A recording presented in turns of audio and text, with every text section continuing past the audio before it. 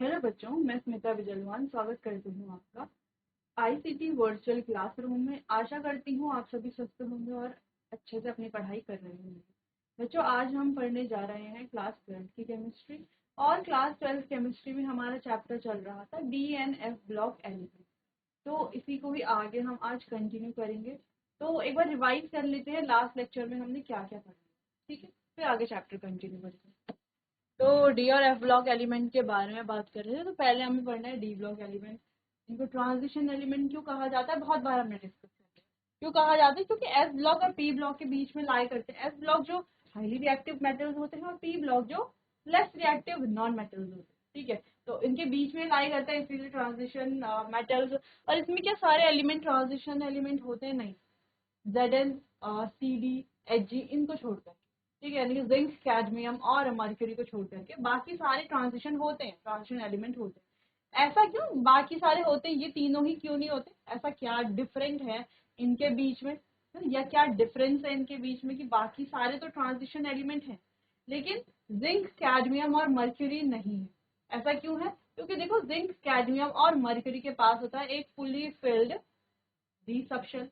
अब जो इसका सबशेल है वो फुली फिल्ड होता है, जिस वजह से ये ट्रांजिशन एलिमेंट नहीं होंगे। ट्रांजिशन एलिमेंट वही होंगे जिनका डी सबशेल इनकम्प्लीटली फिल्ड हो, ठीक है? तो ये इंपॉर्टेंट पॉइंट है। Incompletely filled as in like अगर वो न्यूट्रल स्टेट में है तभी भी, या वो कि आयंस की फॉर्म में है, या किसी भी ऑक्सीडेशन स्टेट में अगर उनका इनकम्प्लीट डी सबशेल है तो वो हमारे ट्रांजिशन एलिमेंट होंगे, ट्रांजिशन मेटल होंगे, ठीक है? बाकी अगर जिनका नहीं है, जो हर स्टेट में फुली फिल्ड है, जिनका डी वाला सबशेल, वो क्या होंगे? ट्रांजिशन एलिमेंट नहीं होंगे, ठीक है? ऐसा नहीं कि डी ब्लॉक एलिमेंट ही वो नहीं होंगे, डी ब्लॉक के एलिमेंट तो है लेकिन ट्रांजिशन एलिमेंट नहीं होंगे, ठीक है? इतना ध्यान रखना है। बाकी बात की थी हमने जनरल कॉन्फ़िगरेशन की, जो कि काफी जनरल है और काफी इजी भी है। अगर आपसे कहा जाए कि आपको, अच्छा, इसके बाद हमने कुछ पॉइंट्स डिस्कस किए थे और डी ब्लॉक एलिमेंट्स के इलेक्ट्रॉनिक कॉन्फ़िगरेशन को लेके, कहीं कहीं पर केसेस क्या है, जो इलेक्ट्रॉनिक कॉन्फ़िगरेशन है वो कैसी है, कहीं कहीं पर बच्चों एक्सेप्शनल केसेस हैं। अब वो एक्सेप्शनल केसेस क्या है, यहाँ पर हमने हाईलाइट कर दिए, ठीक है? चलो उनको थोड़ा सा डिफरेंट कलर से हाईलाइट कर देते हैं ताकि आपको अच्छे से समझ में आए, क्योंकि हमने कुछ वैसे हाईलाइट भी किए हैं, कुछ समझाने के लिए भी हाईलाइट किए थे। तो इनको ग्रीन से हाईलाइट कर देते हैं ना, जो एक्सेप्शनल केस है। जैसे कि यहाँ पर ये वाला जो केस है ये एक्सेप्शनल केस है, ये एक्सेप्शनल केस है और ये एक्सेप्शनल केस है। एक्सेप्शनल केस क्या, खैर ये तो सेम ही है ना, ये एक्सेप्शनल केस थोड़ी है, ये वाला और ये वाला एक्सेप्शनल केस नहीं है, ये तो सेम है तीनों, ठीक है? चारों, सॉरी। तो एक्सेप्शनल केस ये भी बन जाता है एक, ये तो नहीं बनता है, ये बन जाता है एक एक्सेप्शनल केस। यहाँ की बात करें तो प्लैटिनम, गोल्ड और मर्क्यूरी। अच्छा, मर्क्यूरी एक्सेप्शनल केस नहीं है, लेकिन मर्क्यूरी आपको ध्यान रखना है, याद रखना है, 80 एटॉमिक नंबर, ठीक है? बाकी यहाँ से अगर बात करें तो ये कॉपरनीशियम भी एक्सेप्शनल केस तो नहीं है, क्योंकि यहाँ पर अगर देखो देखो 210 210 210 और जिंक में भी 210 है, तो जिंक भी एक्सेप्शनल केस नहीं है। ये एक्सेप्शनल केसेस नहीं है, लेकिन इनको ऐसे हम पढ़ लेते हैं याद रखने के लिए, ताकि याद भी रहे। बाकी कॉपर है, सॉरी क्रोमियम है एक्सेप्शनल केस, एक ये कॉपर है एक्सेप्शनल केस। तो कुल मिलाकर के 1 2 3 4 5 6 7 8, यानी कि टोटल 8 एक्सेप्शनल केस है। तो 8 याद करना बहुत इजी है आपके लिए, एक दिन में कर लेंगे आप याद इसको। बाकी आपने याद कर भी लिया हो, है ना? बाकी आपने ये जो एलिमेंट्स है 3D के, 4D के, 5D के, ये आपको लर्न तो हो गए हैं, ठीक है? चलो आगे बढ़ते हैं। फिर यहाँ पर हमने 3D के एलिमेंट, देखो 3D के एलिमेंट से ज्यादातर क्वेश्चन नहीं कि 3D से पूछे जाते हैं, ठीक है? ऐसा भी नहीं है, लेकिन हाँ 3D के एलिमेंट से ज्यादातर क्वेश्चन आपको देखने को मिलेंगे, क्योंकि ये काम आता है कोऑर्डिनेशन में भी। जब हम आगे कोऑर्डिनेशन कंपाउंड पढ़ेंगे तो वहां पर भी बहुत इंपॉर्टेंट ये पॉइंट है, ठीक है? अब तो पी ब्लॉक नहीं है, लेकिन हाँ पी ब्लॉक एलिमेंट बाद में हम पढ़ते थे, लेकिन फिलहाल डी की बात ही करते हैं। तो यहाँ पर जैसे हमने बात की कोऑर्डिनेशन कंपाउंड जब हम पढ़ेंगे तो वहां पर भी हम डी ब्लॉक एलिमेंट्स को काफी देखेंगे, ठीक है। और वहां पर भी 3D वाले हमें ज्यादातर दिखेंगे, जैसे क्रोमियम है, कॉपर है, इसके अलावा कोबाल्ट है, निकल है, जिंक है। ये एलिमेंट्स हमें ज्यादा, ये मेटल्स हमें ज्यादा देखने को मिलेंगे। ऐसा नहीं है कि बाकी मेटल्स नहीं देखने को मिलेंगे। बाकी में जैसे प्लैटिनम, गोल्ड, मर्क्यूरी देखने को मिलेगा। इसके अलावा पैलेडियम, सिल्वर, कैडमियम देखने को मिलेगा। बाकी मेन तो क्रोमियम, मैग्नीज, आयरन, कोबाल्ट, निकल, कॉपर, जिंक, ये सारे यानी कि 3D के एलिमेंट ज्यादा इंपॉर्टेंट हैं। बाकियों के कंपैरिजन में बोले वैसे तो देखो सारे ही इंपॉर्टेंट है, लेकिन आपने देखा होगा 6D से बहुत कम एलिमेंट आपको देखने को मिल रहे हैं। ठीक है, तो थोड़ा इंपॉर्टेंस वाली बात भी यहाँ पर आ जाती है। तो आपको 3D को, ऐसा नहीं कि 3D को ज्यादा इंपॉर्टेंस देनी है, बाकी सीरीज को इंपॉर्टेंस नहीं देनी है। इंपॉर्टेंस आपको सबको बराबर देनी है, लेकिन 3D में आपको ज्यादा ध्यान भी रखना है। ठीक है, क्योंकि बाकियों में अगर आप देखो कि लास्ट लास्ट में है एक्सेप्शनल केसेस, है ना, एक केवल 4D सीरीज है, उसमें एक बीच में NB का। बाकी इसमें अगर आप देखो तो केवल 2 ही एक्सेप्शनल है, इनसे काफी क्वेश्चन पूछे जाते हैं। ठीक है, तो आपको ये ध्यान रखने हैं। चलो, फिर हमने इनकी फिजिकल प्रॉपर्टीज के बारे में बात की थी, जो कि काफी इजी है फिजिकल प्रॉपर्टीज, क्योंकि मेटल है ये, तो मेटेलिक कैरेक्टर ही शो करेंगे, है ना, लगभग मेटल जैसी प्रॉपर्टी शो करेंगे। High melting point, boiling point, metallic lustre, इसके अलावा electrical conductivity, high thermal, malleability, ductility, जो भी मेटल्स की प्रॉपर्टी होती है वही सारी प्रॉपर्टीज ये शो करेगा। ठीक है, करेगा मेटल वाली प्रॉपर्टीज। बाकी एक इम्पॉर्टेंट पॉइंट हमने डिस्कस किया था, वो आपको ध्यान रखना है कि यहाँ पर N-1D और NS यानी कि D और S के बीच में जो एनर्जी गैप होता है, वो एनर्जी गैप काफी कम होता है। अब एनर्जी गैप जब कम होता है, तो कम एनर्जी गैप होने की वजह से यहाँ पर D और S दोनों के इलेक्ट्रॉन्स बॉन्डिंग में पार्टिसिपेट करते हैं, जिससे कि जो इनकी बॉन्डिंग है वो काफी स्ट्रांग बन जाती है। बॉन्डिंग स्ट्रांग तो मेल्टिंग पॉइंट भी स्ट्रांग हो जाता है। ठीक है, इतना ध्यान रखना है। बाकी हम एटॉमिक रेडियाई और आयनिक साइजेस में वेरिएशन देख रहे थे। ठीक है, टॉप टू बॉटम और लेफ्ट टू राइट जब हम जाएंगे, यानी कि एक ग्रुप में और एक पीरियड में, एक ग्रुप में टॉप टू बॉटम और पीरियड में लेफ्ट टू राइट, क्या वेरिएशंस आएगा, क्या चेंजेस आएंगे, उनके बारे में हमें डिस्कस हम कर रहे थे। तो बच्चों, हमने अपने क्लास 11th में यानी कि प्रीवियस क्लास में periodic classification of element chapter पढ़ा था, केमिकल बॉन्डिंग चैप्टर पढ़ा था। अब जब हमने पीरियोडिक क्लासिफिकेशन पढ़ा था, तो वहाँ पे पीरियोडिक टेबल, वहाँ पे कई सारे ट्रेंड्स फॉलो किए थे, है ना, कि अटोमिक रेडियाई का ट्रेंड क्या है, आयनाइजेशन एनर्जी का ट्रेंड क्या है, पढ़े थे ये सारे अलग अलग, इलेक्ट्रॉन नेगेटिविटी का ट्रेंड क्या है। ठीक है, इसके अलावा इलेक्ट्रॉन एफिनिटी का ट्रेंड क्या है। तो ऐसे बहुत सारे अलग अलग ट्रेंड्स हमने वहां पर पढ़े थे, तो वो आपको थोड़ा रिवाइज यहाँ पर कर लेना है। ठीक, चलो, फिर हमने यहाँ पर, अच्छा इसको हम बाद में देखेंगे, पहले यहाँ पर समझ लेते हैं। तो हमने बात की थी जब हम लेफ्ट टू राइट जाते हैं, जैसे हमने यहाँ पर डिस्कस किया था ना, यहाँ पर डिस्कस किया था कि क्यों आयनिक रेडियाई में क्या इंक्रीमेंट होता है, क्या डिक्रीमेंट होता है। यहाँ पर 2 चीजें हमने समझी। एक था स्क्रीनिंग इफेक्ट, स्क्रीनिंग इफेक्ट बोल लो या शील्डिंग इफेक्ट बोल लो या रिपल्शन बोल लो, रिपल्शन भी लो, तीन ही चीज हो गई, थोड़ा मतलब टर्म अलग हो गया, लेकिन एक ही चीज हमने उसमें पढ़ी।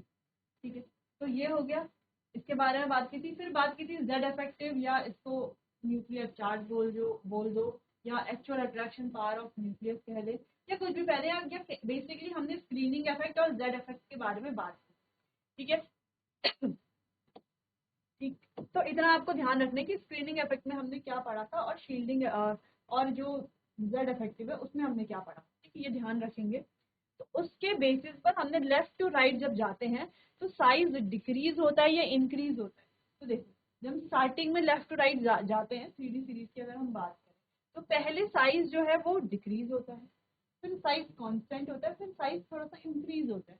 तो ऐसा क्यों है, साइज में इतना वेरिएशन क्यों। अगर आप यहाँ पर देखो, तो आपको दिख रहा है, यहाँ पर देखो साइज इंक्रीज है, इंक्रीज है, इंक्रीज है, डिक्रीज हो रहा है, डिक्रीज डिक्रीज, फिर यहाँ पर इंक्रीज है, फिर डिक्रीज डिक्रीज डिक्रीज डिक्रीज, और ये इसके कंपैरिजन में ये क्या इंक्रीज, इसके कंपैरिजन में ये क्या इंक्रीज।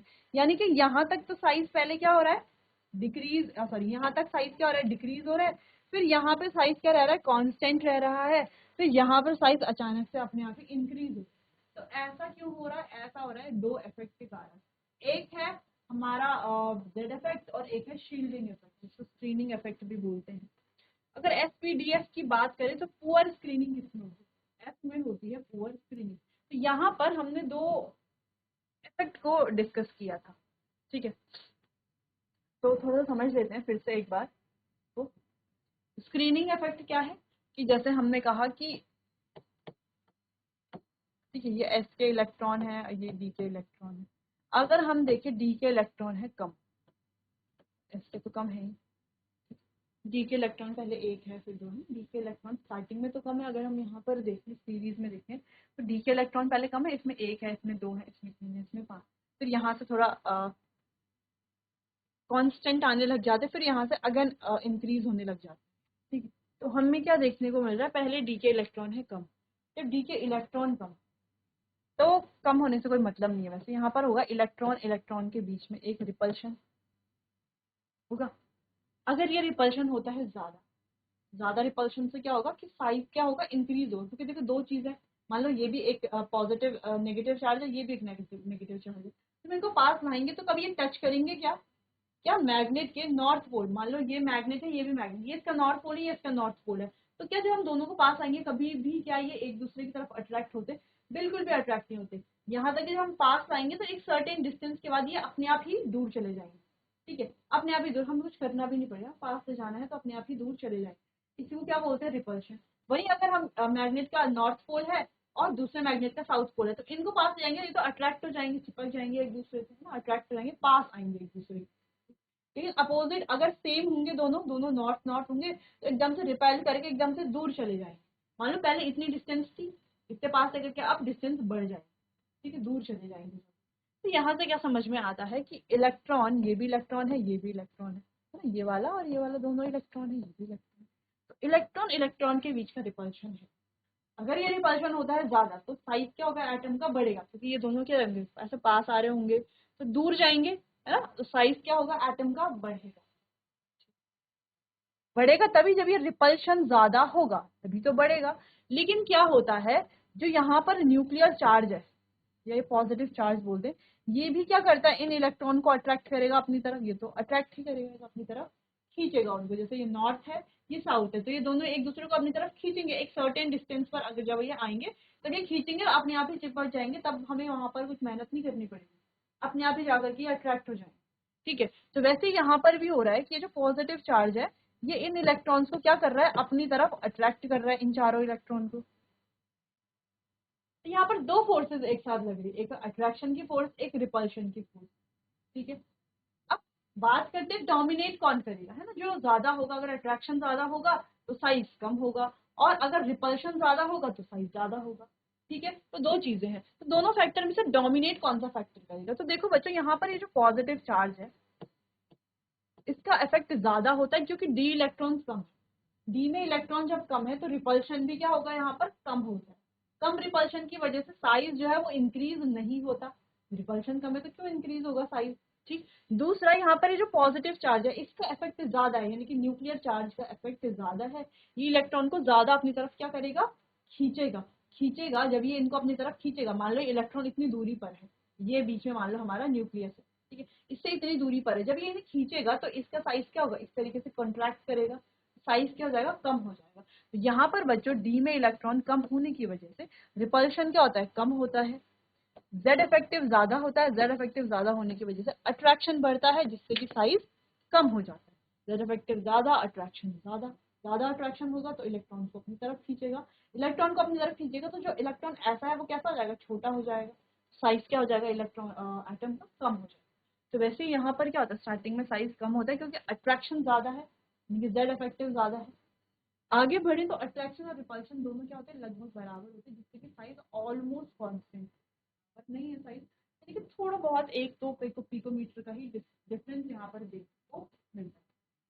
लेकिन लास्ट में जब हम बढ़े तो यहाँ पर देखो डी में इलेक्ट्रॉन ज्यादा है, देखो यहाँ पर 10, यहाँ पर 10, यहाँ पर 8, तो डी में इलेक्ट्रॉन ज्यादा है। तो डी में इलेक्ट्रॉन ज्यादा होने से क्या होगा, इलेक्ट्रॉन इलेक्ट्रॉन के बीच का जो रिपल्शन है वो बढ़ जाएगा। तो देखो बच्चों, अगर इलेक्ट्रॉन इलेक्ट्रॉन का रिपल्शन बढ़ जाए तो डी में इलेक्ट्रॉन ज्यादा है और एस में तो एक या दो इलेक्ट्रॉन ही होंगे, एक, ठीक है। तो ये सभी इन इन दो पर क्या लगा रहे हैं, ये सभी इन दो पर क्या लगा रहे हैं, रिपल्शन फोर्स लगा रहे हैं। और ये क्या कर पाएगा, तो ये इस बाहर वाले इलेक्ट्रॉन को अपनी तरफ अट्रैक्ट नहीं कर पाएगा। पहले तो क्या हो रहा था कि जब, देखो पहले क्या हो रहा था, यहाँ पर देखो, ध्यान से, डी में एक या दो इलेक्ट्रॉन ही थे, एस में एक या दो इलेक्ट्रॉन थे, तो तब ये इनको तो अट्रैक्ट कर ही रहा था, लेकिन इनको भी अट्रैक्ट कर पा रहा था। ये जो आउटर वाले इलेक्ट्रॉन है उनको अट्रैक्ट कर पा रहा था, तभी तो साइज कम होगा। अंदर वाले को अट्रैक्ट करने से क्या होगा, बाहर वाले को भी तो अट्रैक्ट कर रहा होगा। लेकिन अब क्या होगा कि ये क्या करेगा, केवल इनको ही अट्रैक्ट कर पाएगा, बाहर वाले इलेक्ट्रॉन ये जो हैं उनको अट्रैक्ट नहीं, यानी कि जो ये वाले इलेक्ट्रॉन है एस वाले, इनको ये अट्रैक्ट नहीं कर पाएगा अपनी तरफ। ठीक है, यानी कि यहाँ पर अट्रैक्शन की पावर इसकी ज्यादा नहीं है, बेसिकली जेड इफेक्टिव ज्यादा नहीं। यहाँ पर ये डी वाले जो इलेक्ट्रॉन है इसको ज्यादा रिपेल कर पाएंगे, ज्यादा इलेक्ट्रॉन है, क्योंकि इलेक्ट्रॉन के ज्यादा होने की वजह से रिपल्शन भी बढ़ जाएगा। रिपल्शन बढ़ेगा तो हमने अभी बात की कि रिपल्शन बढ़ेगा तो साइज भी इंक्रीज होगा, वो दूर जाएंगे ना तो साइज क्या होगा, इंक्रीज होगा। तो यहाँ पर सेम चीज हो रही है कि अट्रैक्शन कम है, रिपल्शन बढ़ रहा है, क्योंकि जेड इफेक्टिव कम है, शील्डिंग बढ़ रही है, शील्डिंग इफेक्ट अच्छे से काम कर रहा है, जिस वजह से साइज क्या होगा, इंक्रीज होगा। ठीक है, साइज क्या होगा, इंक्रीज होगा। क्लियर है, यहाँ तक कोई कंफ्यूजन तो नहीं हो रही है, क्योंकि लास्ट लेक्चर में हमने इसको डिस्कस कर लिया। आगे बढ़ते हैं, बात करते हैं टॉप टू बॉटम की। अब टॉप टू बॉटम हमने देखा कि केवल ये वाला जो थर्ड ग्रुप है वो करेक्ट ऑर्डर फॉलो करता है। जैसे होता है कि टॉप टू बॉटम आने पे साइज इंक्रीज होता है क्योंकि नंबर ऑफ शेल्स बढ़ जाते हैं। यहाँ से 3D 4D 5D यानी कि थर्ड ग्रुप में तो सेम चीज को फॉलो कर रहा है, तो थर्ड ग्रुप में तो ठीक है, साइज का ऑर्डर जो है वो करेक्ट। लेकिन अगर आप fourth group, fifth, six, seventh, eight, nine, 10th, 11th, 12th बाकी के जितने भी ग्रुप देखे, वहां पर क्या होता है कि 3D से 4D आने पर तो साइज इंक्रीज हो रहा है क्योंकि नंबर ऑफ शेल्स इंक्रीज हो रही है, लेकिन 4D से 5D आने पर जो साइज है वो इंक्रीज नहीं होता, ना ही डिक्रीज होता है, लगभग क्या रहता है, रिमेन्स कांस्टेंट। अब कांस्टेंट क्यों रहता है, क्योंकि यहाँ पर होते हैं एफ इलेक्ट्रॉन और उनकी होती है पुअर स्क्रीनिंग। यहाँ पर लगते हैं दो अलग अलग फैक्टर। एक तो देखो शेल्स बढ़ रही है ना, ऊपर से नीचे आने में शेल्स तो बढ़ रही है, यानी कि साइज बढ़ना चाहिए, पहला फैक्टर तो ये है। शेल्स बढ़ रही है ऊपर से नीचे आने पे तो साइज बढ़ना चाहिए, यही सबको लगता होगा। ठीक है, दूसरा फैक्टर क्या काम कर रहा है कि ऊपर से नीचे आने पर जेड इफेक्टिव भी बढ़ रहा है, और जेड इफेक्टिव क्या है, इनडायरेक्टली प्रोपोर्शनल है साइज के, यानी कि जेड इफेक्टिव अगर बढ़ता है, अगर हम जेड इफेक्टिव लिखे कहीं पर तो हम क्या लिख सकते हैं, जेड इफेक्टिव 1/5, यानी कि z इफेक्टिव अगर बढ़ेगा तो साइज क्या होगा, डिक्रीज होगा। तो ऊपर से नीचे आने पर दो चीजें काम कर रही हैं, एक तो नंबर ऑफ शेल्स बढ़ रहे हैं जिससे साइज बढ़ना चाहिए, दूसरा z इफेक्टिव भी बढ़ रहा है। तो z इफेक्टिव बढ़ रहा है यानी कि साइज, z इफेक्टिव क्यों बढ़ रहा है, f इलेक्ट्रॉन की पुअर स्क्रीनिंग की वजह से। देखो अगर f इलेक्ट्रॉन की स्क्रीनिंग पुअर नहीं होती, अच्छी खासी स्क्रीनिंग होती, ठीक है, तो क्या होता, स्क्रीनिंग क्या है, अच्छी नहीं है, स्क्रीनिंग अच्छी नहीं है यानी कि जेड इफेक्टिव ज्यादा। वो स्क्रीन, अगर स्क्रीनिंग अच्छी होती तो जेड इफेक्टिव कम होता है ना, अगर स्क्रीनिंग अच्छी होती तो वो इलेक्ट्रॉन रिपेल होता, रिपल्शन ज्यादा होता, रिपल्शन अगर ज्यादा होता तो साइज बढ़ता। लेकिन यहाँ पर स्क्रीनिंग पुअर है जिस वजह से जेड इफेक्टिव बढ़ रहा है। तो दूसरा फैक्टर ये कि जेड इफेक्टिव 4D से 5D आने पर जेड इफेक्टिव भी बढ़ रहा है, जेड इफेक्टिव बढ़ने से साइज क्या होगा, कम होगा। तो दो फैक्टर एक साथ काम कर रहे हैं, एक फैक्टर से साइज बढ़ता है और एक फैक्टर से साइज कम होता है, जैसे हमने यहाँ पे लिखा एक फैक्टर से साइज बढ़ना है और एक फैक्टर से साइज कम हो रहा है। तो यहाँ पर क्या होता है बच्चों कि दो फैक्टर होने की वजह से साइज जो है वो ऑलमोस्ट सेम रहता है, क्योंकि देखो एक फैक्टर क्या कर रहा है, साइज को बढ़ा रहा है, दूसरा फैक्टर साइज को कम करना चाह रहा है। एक फैक्टर क्या कर रहा है, मान लो ये साइज है, एक फैक्टर साइज को बढ़ा रहा है, एक फैक्टर साइज को कम कर रहा है, दोनों इफेक्ट एक साथ चल रहे हैं। ऐसा होगा नहीं कि अभी साइज बड़ा होगा फिर अभी कम हो जाएगा, नहीं, दोनों एक्टर एक साथ काम कर रहे हैं जिस वजह से साइज ऑलमोस्ट सेम रहता है। ठीक है, 3D और 4D और 5D का साइज ऑलमोस्ट सेम रह जाता है। क्लियर है, तो देखो लेफ्ट टू राइट क्या मामला है साइज का वो हमने डिस्कस कर लिया, टॉप टू बॉटम क्या है साइज का मामला वो हमने डिस्कस कर लिया। ठीक है, कहाँ पर डिफरेंस है कहाँ पर डिफरेंस नहीं है वो सब कुछ हमने देख लिया। एक बार आप इसको देख लो और नोट कर लो, फिर आगे बढ़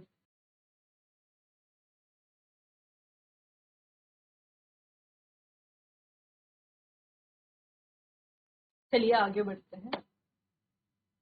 तो शॉर्ट में देख लेते हैं जो हमने अभी पढ़ा। तो हमने क्या देखा कि on moving 3d to 4d the atomic size increases, बस 5d to 4d to 6d atomic size remains constant.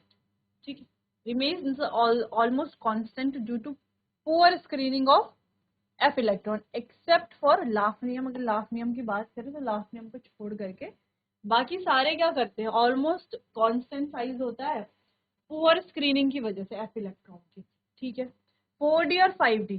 अच्छा, ऐसा क्यों है कि 4d और 5d का जो साइज है वो ऑलमोस्ट सेम होता है? ऐसा क्यों है? क्योंकि यहाँ पे दो फैक्टर साथ में काम कर रहे हैं। एक तो नंबर ऑफ शेल्स का बढ़ना जिससे कि साइज बढ़ रहा है, एक जेड इफेक्टिव का बढ़ना जिससे कि साइज कम हो रहा है। तो दो फैक्टर एक साथ काम कर रहे हैं, साइज बढ़ना और साइज कम होना। इसीलिए साइज क्या होता है, ऑलमोस्ट कांस्टेंट रहता है। इस तरीके से आप भी क्या कर सकते हो, जो आपने पढ़ा उसको एक समरी की तरह लिख सकते हो ताकि इजीली आपको समझ में आ जाए, है ना। क्योंकि यहाँ पे तो देखो हमने काफी पॉइंट्स डिस्कस किए, यहाँ पे भी और यहाँ पे भी काफी पॉइंट डिस्कस किए। तो आपको क्या कर लेना, इस तरीके से एक छोटी समरी बना करके लिख देना कि हाँ भाई पूरे टॉपिक में हमने ये पॉइंट पढ़ा।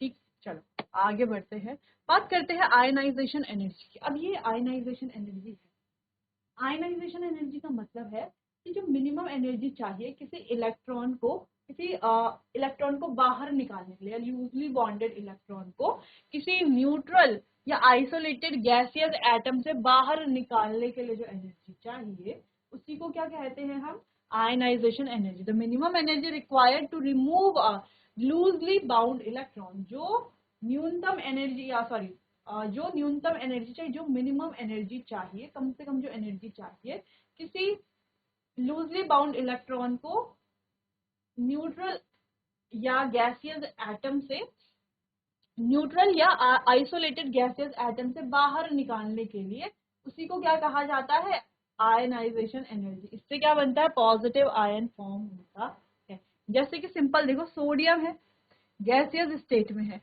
तो इसको हमने आयनाइजेशन एनर्जी दी, एक इलेक्ट्रॉन यहाँ से बाहर निकाल दिया। एक इलेक्ट्रॉन कैसे निकाला देखो, अगर बात करें सोडियम का तो इसका एटॉमिक नंबर होता है 11। इलेक्ट्रॉनिक कॉन्फ़िगरेशन लिखेंगे तो 2,8,1 कितने हो गए, 11 हो गए। ठीक है, तो आयनाइजेशन एनर्जी से हमने जो ये वाला इलेक्ट्रॉन है यही तो निकाला होगा बाहर, तो इसमें कितने हो गए, 2,8 यानी कि 10 इलेक्ट्रॉन हो गए। अब 10 इलेक्ट्रॉन किसमें होते हैं, मुझे सोचिए, चलो छोड़ो, 10 इलेक्ट्रॉन हो गए यहाँ पर। ठीक है, फिलहाल इतना देख लो, फिर उसके बाद बात करते हैं कुछ और इम्पोर्टेंट पॉइंट जो यहाँ पर आपको मैं समझाना चाह रही हूँ। तो चलो, तो यहाँ पर क्या किया है, एक इलेक्ट्रॉन यहाँ से क्या कर लिया है, रिमूव कर लिया है। इसको रिमूव करने के लिए जो एनर्जी चाहिए होगी या एनर्जी जो हमने दी उसी को क्या कहा हमने, आयनाइजेशन एनर्जी। ये जो IE1 है ये क्या है, आयनाइजेशन एनर्जी। फर्स्ट क्यों बोल रहे, 1 क्यों लिखा हुआ है, तो देखो 1 मतलब जो हमने पहला इलेक्ट्रॉन निकाला, इसमें जब दूसरी आयनाइजेशन एनर्जी देंगे, दूसरा इलेक्ट्रॉन निकालेंगे तो दूसरी आयनाइजेशन एनर्जी होगी। बस आपको ये ध्यान रखना है कि जो दूसरी आयनाइजेशन एनर्जी होगी वो हमेशा पहली आयनाइजेशन एनर्जी से ज्यादा होगी। क्यों होगी ज्यादा, देखो यहाँ पर तो एक इलेक्ट्रॉन हम आसानी से निकाल सकते थे एक शेल से, अब दूसरे शेल में 8 इलेक्ट्रॉन है। ठीक है, अब पहले अगर हम ध्यान दें तो यहाँ पर 11 इलेक्ट्रॉन है, तो प्रोटॉन भी तो 11 होंगे, है? एक छोटी सी बात है। अब इस सोडियम में देखो 11 इलेक्ट्रॉन है, प्रोटॉन भी कितने होंगे, 11 होंगे। 11 इलेक्ट्रॉन है तो प्रोटॉन भी 11 होंगे। अब जब हम यहाँ पर आयनाइजेशन एनर्जी फर्स्ट देते हैं, आयनाइजेशन एनर्जी देते हैं, एक इलेक्ट्रॉन को यहाँ से रिमूव कर, चलो तो अब यहाँ पर इलेक्ट्रॉन कितने हो गए, 10 इलेक्ट्रॉन। प्रोटॉन तो अभी भी 11 ही है, प्रोटॉन थोड़ी ना निकाला है हमने बाहर, प्रोटॉन तो अभी भी 12 ही है। अब हम चाहें तो इससे एक और इलेक्ट्रॉन निकालना चाहें तो वहां पर हमें आयनाइजेशन एनर्जी 2 देनी पड़ेगी एक और इलेक्ट्रॉन को निकालने के लिए। लेकिन क्या हम ये इलेक्ट्रॉन इजीली निकाल पाएंगे, क्या निकाल पाएंगे इजीली, एक बार सोचिए इस बारे में। क्या हम इजीली सेकेंड आयनाइजेशन एनर्जी दे करके इलेक्ट्रॉन को इजीली Na पॉजिटिव से निकाल पाएंगे क्या, देखो इजीली तो नहीं निकाल पाएंगे। क्यों नहीं निकाल पाएंगे इजीली, यहाँ पर नंबर ऑफ प्रोटॉन्स तो 11 है, ज्यादा है, यानी कि पॉजिटिव चार्ज ज्यादा है और नेगेटिव चार्ज कम है, यानी कि जो प्रोटॉन है इसका जो न्यूक्लियर चार्ज है वो ज्यादा है। तो वो इलेक्ट्रॉन्स को क्या करके रखेगा, देखो पहले इन 11 प्रोटॉन ने 11 इलेक्ट्रॉन को होल्ड करके रखा था ना एक एटम में, ठीक है। तो अब इन 11 प्रोटॉन ने केवल 10 ही इलेक्ट्रॉन को होल्ड करके रखा, यानी कि अब उनकी पकड़ ज्यादा मजबूत होगी। मान लो हमने इस हाथ से 10 लकड़ियां पकड़ी है ना, ऐसे एक लकड़ी है तो 10 लकड़ियां हमने पकड़ी है, तो 10 लकड़ियां पकड़ेंगे तो क्या होगा, मान लो 5 या 6 लकड़ियां पकड़ी है, 6 मान लीजिए, 6 लकड़ियां पकड़ी है, तो 6 लकड़ियां जब हम पकड़ेंगे तो क्या हमारी जो पकड़ है उस पर ज्यादा मजबूत होगी, क्या नहीं होगी। हाँ, अगर हमने एक लकड़ी या पेंसिल पेंसिल मान लो या एक पेंसिल हटा दी, एक पेंसिल रिमूव कर दी, हालांकि उस पेंसिल को रिमूव करने के लिए भी दूसरी जगह से कोई जो हाथ आया होगा उसको रिमूव करने के लिए, उसने भी एनर्जी दी होगी ना, एनर्जी से तो निकाला होगा, तो चलो निकाल लिए। अब जो बाकी की 5 पेंसिल बची हुई है उनको तो हम बहुत टाइटली होल्ड कर सकते हैं। अब एक और चली गई अगर पेंसिल, तो और 3 पेंसिलों को और टाइटली होल्ड कर सकते हैं। एक और पेंसिल चली गई तो 2 को तो और टाइटली होल्ड कर सकते हैं, है ना, इतने टाइटली होल्ड कर सकते हैं कि अब उसे निकालना बहुत ज्यादा मुश्किल है। अब देखो ये जो 11 प्रोटॉन है ये इन 10 इलेक्ट्रॉन को बहुत टाइटली होल्ड करके रखेंगे। अब ये लूजली बाउंड नहीं है, अब कैसा है, ये टाइटली उसने होल्ड करके रखा है 11 प्रोटॉन ने 10 इलेक्ट्रॉन। तो यहाँ पर हमें जो एनर्जी हो बहुत ज्यादा एनर्जी देनी पड़ेगी, बहुत ज्यादा एनर्जी देनी पड़ेगी, फिर जाकर के हम इलेक्ट्रॉन निकाल पाएंगे। अब देखो ये है 8, 8 में क्या हो जाता है, ये स्टेबल हो जाता है। अब ये स्टेबल भी तो हो चुका है ना, आउटर शेल में 8 इलेक्ट्रॉन हो गए, 8 इलेक्ट्रॉन होने का मतलब है इसका ऑक्टेट कंप्लीट हो गया, यानी कि स्टेबल भी तो ज्यादा है, स्टेबल भी तो ज्यादा है, और एक स्टेबल एटम से इलेक्ट्रॉन निकालना बहुत ज्यादा मुश्किल है। तो यहाँ पर बहुत ज्यादा एनर्जी देनी पड़ेगी इस इलेक्ट्रॉन रिमूव करने के लिए। तो यहाँ पर बनेगा Na2 पॉजिटिव, क्योंकि 2 इलेक्ट्रॉन निकाल लिए। अब यहाँ पे बच गया 2,7 इलेक्ट्रॉन, है ना, 7 इलेक्ट्रॉन है।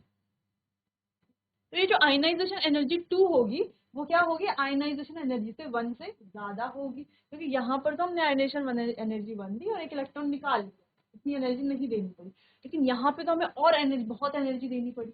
अब आगे यहाँ की बात करें, अब आप कहोगे अब तो ये स्टेबल भी नहीं है, अब तो इजीली निकल पाएंगे, लेकिन बात अगेन वही आती है कि प्रोटॉन तो अभी भी 11 ही है ना, इलेक्ट्रॉन कितने हो गए, 9 हो गए, यानी कि और कम इलेक्ट्रॉन हो गए। अब पॉजिटिव चार्ज और टाइटली इनको होल्ड करके रखेगा, अब इन इलेक्ट्रॉन को निकालने के लिए और ज्यादा एनर्जी देनी पड़ेगी। समझ रहे हैं आप इस बात को, ठीक है। तो यही बात है, यही कॉन्सेप्ट है आयनाइजेशन एनर्जी का। तो ये छोटी सी बात जो एक ये लाइन लिखी हुई है, इस पर से इतनी बड़ी बात यहाँ पर बन जाती है, ये आपको समझ में आना चाहिए, ठीक है, कि क्यों आयनाइजेशन एनर्जी सेकंड ज्यादा होती है आयनाइजेशन एनर्जी फर्स्ट, ठीक है। तो सिंपल 2,8,1 यहाँ पर हो जाते हैं 2,8, स्टेबल भी तो हो गया है। इसकी जो कॉन्फ़िगरेशन है नोबल गैस कॉन्फ़िगरेशन अचीव कर चुका है, ये ज्यादा स्टेबल होगा, और हर एक एटम स्टेबल होना चाहता है, ठीक है, क्लियर। अब मान लो हमने यहाँ पर गैसियस एटम की बात की कि एटम कैसा होना चाहिए, गैसियस होना चाहिए। अगर एटम गैसियस नहीं है तो उसको गैसियस बनाएंगे, है ना, अगर गैसियस नहीं है तो उसको गैसियस बनाएंगे, फिर जाकर के इलेक्ट्रॉन निकालेंगे। तो जैसे मान लो Na सॉलिड फॉर्म में है तो इसको दी जाएगी सब्लिमेशन एनर्जी, सब्लिमेशन एनर्जी से बन जाएगा किसमें, ये गैसियस फॉर्म में, ठीक है, सब्लिमेशन एनर्जी दी जाएगी, क्लियर है। अब हमने सब्लिमेशन एनर्जी दी, गैसियस फॉर्म में बना। अब इस गैसियस फॉर्म से ध्यान से देखना, इसको हाईलाइट कर लेते हैं, ये Na था पहले सॉलिड फॉर्म में, अब इसको बनाया गैसियस फॉर्म में, है ना, सब्लिमेशन एनर्जी देकर के। अब इस सब्लिमेशन एनर्जी को, अब ये जो Na सब्लिमेशन एनर्जी दी, अब इसे देंगे हम आयनाइजेशन एनर्जी, इसे नहीं दी है ना, इसे देने का मतलब है ये अब ये बन चुका है, ठीक है, इस गैसियस एटम को इसको दिया अब हमने आयनाइजेशन एनर्जी, तो अब इसने एक इलेक्ट्रॉन निकाल दिया, बना दिया Na पॉजिटिव। लेकिन जो ये आयनाइजेशन एनर्जी है यहाँ पर, ये ध्यान रखना है, यहाँ पर ये आयनाइजेशन एनर्जी किसका सम है, ये जो आयनाइजेशन एनर्जी है ये आयनाइजेशन एनर्जी तो है ही, साथ में क्या है, सब्लिमेशन एनर्जी भी है। तो ये आयनाइजेशन एनर्जी किसका सम है, ionisation energy first plus sublimation energy, इतना आपको ध्यान रखना है, क्लियर है। चलो, तो अगर हम बात करें आयनाइजेशन एनर्जी साइज पर डिपेंड करेगी क्या, नहीं, देखो अगर साइज कम होगा, साइज अगर कम है तो आयनाइजेशन एनर्जी क्या होगी, ज्यादा होगी। आयनाइजेशन एनर्जी अगर ज्यादा है तो साइज कम है, ठीक है, तो आयनाइजेशन एनर्जी अगर कम होगी तो साइज क्या होगा, ज्यादा होगा, यानी कि सिंपल सी बात है, अगर एक एटम है जिसका साइज बहुत ज्यादा बड़ा है तो उससे अगर एटम निकालना है तो क्या इजीली निकल पाएगा क्या, देखो साइज बड़े होने का मतलब है तो बहुत सारी शेल्स हैं, ये इसका पॉजिटिव चार्ज है, मान लो ये अलग अलग शेल्स है, साइज बड़ा है। और दूसरा एटम है जिसमें साइज बड़ा नहीं है, तो यहाँ पर पॉजिटिव चार्ज, ये जो बाहर वाले इलेक्ट्रॉन है उन पर इतना अच्छा इफेक्ट नहीं डाल पाएगा ना, उनको इतना ज्यादा अपनी तरफ अट्रैक्ट नहीं कर पाएगा, उतना ज्यादा नहीं खींच पाएगा, जिस वजह से क्या होगा, ये इलेक्ट्रॉन जो है आसानी से यहाँ से रिमूव किए जा सकते हैं। ठीक है, तो यानी कि जिसका साइज बड़ा है उन्हें उनसे इलेक्ट्रॉन आसानी से रिमूव किए जा सकते हैं, जिसका मतलब वहां पर आयनाइजेशन एनर्जी देनी पड़ेगी कम।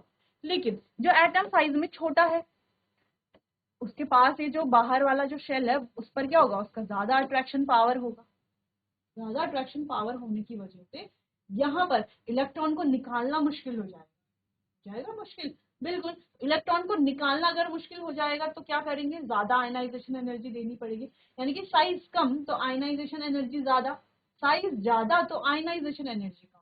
ठीक है, तो ये क्या है, इनवर्सली प्रोपोर्शनल है एक दूसरे के, साइज और आयनाइजेशन एनर्जी, इतना आपको ध्यान रखना है। तो ये इजी भी है, वैसे पहले भी पढ़ा हुआ है क्योंकि हमने क्लास 11 में, तो आयनाइजेशन एनर्जी अगर बढ़ेगी तो साइज क्या होगा, कम होगा। तो हम ये कह सकते हैं कि आयनाइजेशन एनर्जी जेड इफेक्टिव के डायरेक्टली प्रोपोर्शनल है। हम बिल्कुल कह सकते हैं, क्यों कह सकते हैं, क्योंकि देखो आयनाइजेशन एनर्जी अगर बढ़ रही है ना, तो क्यों बढ़ रही है, क्योंकि उसका साइज कम होगा, तभी तो बढ़ेगी आयनाइजेशन एनर्जी, जब साइज कम है, साइज कम है तो इसका मतलब क्या है, जेड इफेक्टिव भी क्या है, ज्यादा है, तो जेड इफेक्टिव भी साइज के क्या है, इनवर्सली प्रोपोर्शनल है। क्लियर, तो चलिए, तो ये आपने नोट भी कर ही लिया होगा, साथ साथ बाकी इसे आगे डिस्कस करेंगे बच्चों हम अपने आने वाले अगले सेशन में। तब तक के लिए आपका बहुत बहुत धन्यवाद।